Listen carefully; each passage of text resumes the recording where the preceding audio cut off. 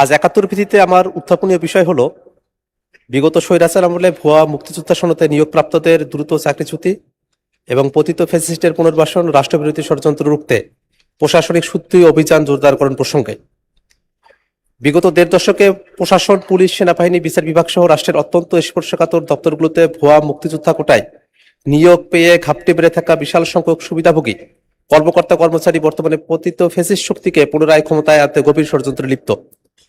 দৈনিক প্রথম আলোর সাম্প্রতিক প্রতিবেদন অনুযায়ী মুক্তিযোদ্ধা কোটায় নিয়োগপ্রাপ্ত ৯০,৫২৭ জনের সনদ যাচাই বাছাইকালে ইতিমধ্যে অন্তত ৮,০০০ জনের সনদে জালিয়াতের প্রমাণ মিলেছে এবং প্রতি ১০০ জনের মধ্যে ৭-৮ জনের তথ্যে গুরুতর গলবিল পাওয়া যাচ্ছে। ২০১৪ সালে ৫ জন জ্যেষ্ঠ সচিবের ভুয়া সনদের বিষয়টি প্রমাণিত হওয়া থেকে এটি স্পষ্ট যে রাষ্ট্রের রন্ধ্রে রন্ধ্রে এই জালিয়াতি কতটা সুপরিকল্পিতভাবে প্রথিত করা হয়েছিল। বর্তমান সরকার এই বিশাল সংখ্যক ভুয়া সনদধারীদের বিরুদ্ধে তদন্ত ও আইনানুগ ব্যবস্থা গ্রহণ অব্যাহত রাখলেও অভিযোগ রয়েছে যে অভিযুক্তরা নানাভাবে তদন্ত প্রক্রিয়াকে স্থবির করে দেওয়ার অপচেষ্টা চালাচ্ছে। বিগত স্বৈরাচারী আমলে জালিয়াতের মাধ্যমে নিয়োগ পাওয়া এই চক্রকে অবিলম্বে চাকরিচ্যুতি করে আইনের আওতায় আনা না হলে এরা রাষ্ট্রের গোপনীয় তথ্য পাচার করে বা সিভিল, মিলিটারি বা জুডিশিয়ারি কুয়ের উস্কানি দিয়ে পতিত ফ্যাসিস্ট শক্তিকে পুনর্বাসনের মাধ্যমে বড় ধরনের জাতীয় সংকট তৈরি করতে পারে। এমত অবস্থায় রাষ্ট্রের সার্বভৌমত্ব রক্ষা, প্রশাসনে বেতার মূল্যায়ন নিশ্চিত করা এবং ফ্যাসিস্ট পুনর্বাসনের সকল ষড়যন্ত্র সমূলে নস্যাৎ করার লক্ষ্যে তদন্ত প্রক্রিয়াকে সম্পূর্ণ প্রভাবমুক্ত রেখে ভুয়া সনদধারী সকল কর্মকর্তা কর্মচারীকে দ্রুততম সময়ে চাকরিচ্যুত করার বিষয়ে সরকার কী ধরনের কঠোর ও দৃশ্যমান পদক্ষেপ নিচ্ছে তা এই মহান সংসদে জানানোর জন্য আমি মাননীয় মুক্তিযুদ্ধ বিষয়ক মন্ত্রীর দৃষ্টি আকর্ষণ করছি। ধন্যবাদ মাননীয় স্পিকার। ধন্যবাদ মাননীয় সদস্য। মাননীয় মুক্তিযুদ্ধ বিষয়ক মন্ত্রী জনাব আহমেদ আজম খান, আপনাকে এই বিষয়ে সংক্ষিপ্ত বিবৃতি প্রদানের জন্য আহ্বান জানাচ্ছি। ধন্যবাদ। মাননীয় স্পিকার, আপনাকে ধন্যবাদ।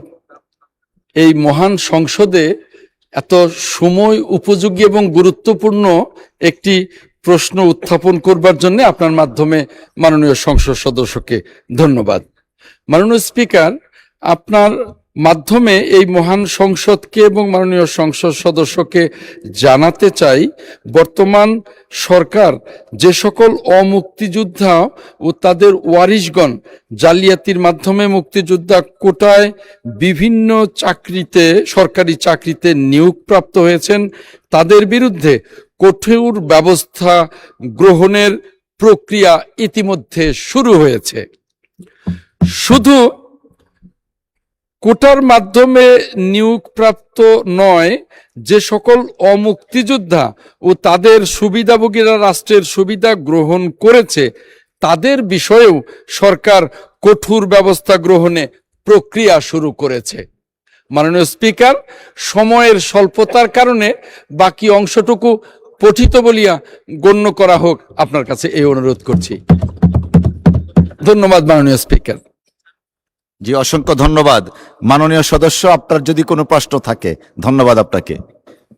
মাননীয় স্পিকার, আপনাকে ধন্যবাদ। অত্যন্ত দুঃখের বিষয় হচ্ছে মহান মুক্তিযুদ্ধকে আমাদের দেশে কিছু অসাধু লোক একটা ব্যবসায় পরিণত করেছিল। এটা এমন একটা ব্যবসা ছিল যে মুক্তিযুদ্ধের যদি একটা ভুয়া তারা ডিগ্রি নিতে পারে তো সেক্ষেত্রে তাদের চাকরি হয়ে যেত, নানা রাজনৈতিক দলে তারা পদ পদবি পেত, নানাভাবে তারা ভাতা পেত, নানাভাবে তারা সুবিধা ভোগ করতে পারত। এইসব ব্যক্তিবর্গ তারা একই তো আমাদের মেধাবী যারা আছে তাদেরকে নানাভাবে কোণঠাসা করেছে এবং একইভাবে তারা নানা ধরনের অন্যায়ের সাথে তারা নিজেদেরকে লিপ্ত করেছে। আমরা দেখেছি যে বাংলাদেশে মুক্তিযুদ্ধ সংগঠিত হওয়ার অর্ধশত বছর চলে যাওয়ার পরেও এখনো পর্যন্ত আসলে কতজন মুক্তিযোদ্ধা সেটার এখনো পর্যন্ত কোনো সুনির্দিষ্ট তালিকা এখনো পর্যন্ত নাই। কেন নাই? কারণটা যে তালিকাটা দেওয়া হয় সে তালিকার বিপরীতে এখন প্রায় ৭৯,০০০ ব্যক্তির ব্যাপারে এই অভিযোগ আছে যে তারা আসলে মুক্তিযোদ্ধাই না। এই সংখ্যাটা কিন্তু কম না মাননীয় স্পিকার। ৭৯,০০০ এই সংখ্যাটা যাদের ব্যাপারে অভিযোগ আছে যে তারা মুক্তিযোদ্ধাই না, অথচ তাদেরকে মুক্তিযোদ্ধা হিসেবে তারা কিন্তু ভাতা গ্রহণ করছে। এটা অত্যন্ত বড় একটা সংকটের জায়গা তৈরি করছে।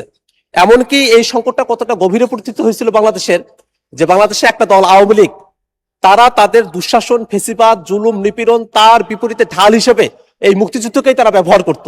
কিছু লোক ব্যক্তিগত পর্যায়ে এটা ব্যবহার করেছে, আওয়ামী লীগ এটা দলগতভাবে এটা ব্যবহার করেছে। এই কারণে মাননীয় মুক্তিযুদ্ধ বিষয়ক মন্ত্রীর কাছে আমার প্রশ্ন থাকবে যে এই যে মুক্তিযুদ্ধ সংগঠিত হওয়ার এতগুলো বছর পেরিয়ে গেল, আমরা কি মুক্তিযোদ্ধাদের সঠিক একটা পরিসংখ্যান, একটা সঠিক সংজ্ঞায়ন এবং যারা আসলে ভুয়া মুক্তিযোদ্ধা, যাদেরকে অমুক্তিযোদ্ধা বলা হয় ফরমালি, তাদের ব্যাপারে রাষ্ট্রীয়ভাবে কোনো ব্যবস্থা গ্রহণ করা হবে কিনা সেই ব্যাপারে মাননীয় মন্ত্রীর কাছে আমি জানতে চাই। মাননীয় স্পিকার, আপনাকে ধন্যবাদ। ধন্যবাদ মাননীয় সদস্য। মাননীয় মন্ত্রী। মাননীয় স্পিকার, আপনাকে ধন্যবাদ। আমি আপনার মাধ্যমে মাননীয় সংসদ সদস্যকে আবারও ধন্যবাদ জানাই এই চমৎকার প্রশ্ন করবার জন্যে। এই যে একটি পত্রিকায় এসছে যে ৭৯,০০০ অমুক্তিযোদ্ধা, এটাও আসলে সঠিক তথ্যের ভিত্তিতে না, এটা আরো বাড়তে পারে। এবং এই যে শহীদের সংখ্যা নিয়ে এই একটা বিতর্ক, এই বিতর্কের জন্য আমাদের বাংলাদেশের মহান অভিভাবক, বাংলাদেশের গণতন্ত্রের আজন্ম যোদ্ধা আমাদের প্রিয় দেশনেত্রী মরহুম বেগম খালেদা জিয়ার বিরুদ্ধেও ওই ফ্যাসিবাদী সরকার মামলা করেছিল। কাজেই এই বিষয়ে ৫টা মামলা আমাদের হয়েছিল, সরকার ৫টি। মুক্তিযুদ্ধের সরকার, আমরা এ বিষয়ে কোনো ছাড় দেব না। এই মুক্তিযুদ্ধের সরকার, মুক্তিযুদ্ধের লালিত স্বপ্নের সরকার। কাজেই এই বিষয়গুলো নিয়ে আমরা কাজ করছি। আশা করি মাননীয় সংসদ সদস্য এটা দেখতে পাবেন। মাননীয় স্পিকার, সময়ের স্বল্পতার কারণে অনেক তথ্য থাকা সত্ত্বেও আমি এটাকে পঠিত বলে গণ্য হবে বলেই আমি অনুরোধ করছি আপনাকে। মাননীয় স্পিকার, আপনাকে ধন্যবাদ। মাননীয় মন্ত্রী, আপনাকেও ধন্যবাদ। পঠিত বলে গণ্য হবে। মাননীয় সদস্যবৃন্দ, দিনের সম্পূরক কার্যসূচি অনুযায়ী আমি এখন মাননীয় চিফ হুইপ জনাব মোহাম্মদ নুরুল ইসলামকে সরকারি হিসাব সম্পর্কিত স্থায়ী কমিটি গঠন সম্পর্কিত প্রস্তাব উত্থাপনের আহ্বান জানাচ্ছি।